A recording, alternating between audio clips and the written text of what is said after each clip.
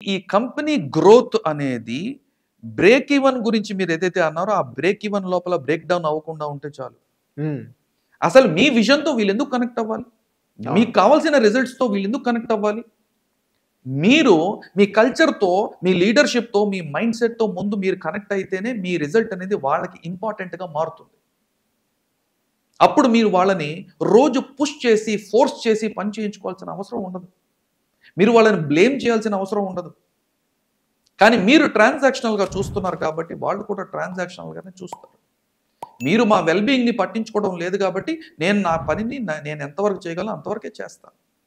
మీరు ఇంకా ఫోర్స్ చేస్తే నేను చేస్తానేమో, కానీ నేను డిప్రెస్డ్గా చేస్తాను, నేను తిట్టుకుంటూ చేస్తాను, నేను హ్యాపీనెస్తో చేయను. నా ఫీలింగ్స్ మారిపోతాయి, నా ఆలోచనలు మారిపోతాయి, నా దృక్పథం మారిపోతుంది. అప్పుడు నేను మీకు క్వాలిటీ అవుట్పుట్ని ఎలా ఇవ్వగలను? అవును. సో ఇక్కడ ఈ రెండు రకాల యొక్క కల్చర్స్లో మేజర్ డిఫరెన్స్ ఎక్కడ వస్తుందంటే ego based policies and principle based policies, transactional, transactional కంపెనీస్లోనే ఆఫీస్ పాలిటిక్స్ ఎక్కువ ఉంటుంది. ట్రాన్స్ఫర్మేషనల్ కంపెనీస్లో ఎంపతి ఎక్కువ ఉంటుంది, సపోర్ట్ ఎక్కువ ఉంటుంది, కెమెరాడరీ, ఫ్రెండ్షిప్ ఎక్కువ ఉంటుంది, సెలబ్రేషన్స్ ఎక్కువ ఉంటాయి. ట్రాన్సాక్షనల్ కంపెనీస్లో మీరు ఎంత క్వాలిటీ అవుట్పుట్ ఇచ్చినా మీరు 2 గంటలు ఎక్స్ట్రా పని చేశారా లేదా అనేది ఇంపార్టెంట్. అవును. ఇక్కడ లేబర్ మెంటాలిటీ, ఇక్కడ క్రియేటర్ మెంటాలిటీ.